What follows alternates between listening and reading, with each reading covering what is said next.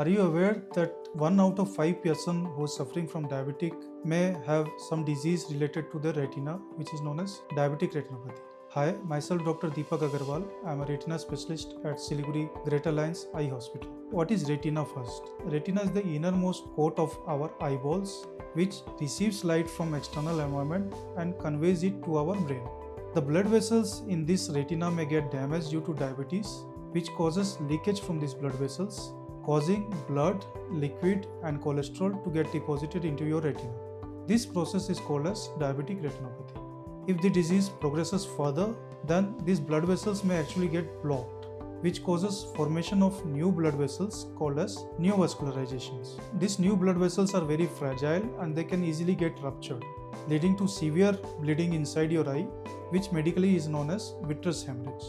This vitreous hemorrhage, along with some traction in your retina, is called proliferative diabetic retinopathy, which is the most advanced stage of diabetic retinopathy. What can you do about it? There are two factors which are very important and very critical. First is your diabetic control.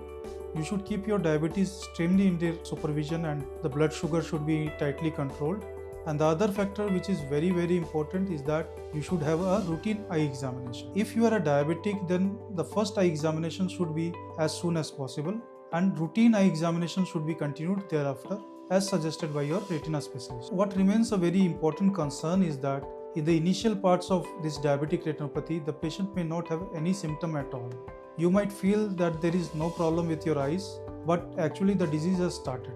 Even in advanced diseases of diabetic retinopathy, which is known as PDR or proliferative diabetic retinopathy, the patient does not actually undergo any visual changes at times. So it's very important that you should have a routine examination even if you are not suffering from any eye-related symptoms. What is the mode of treatment for these eye diseases, diabetic retinopathy?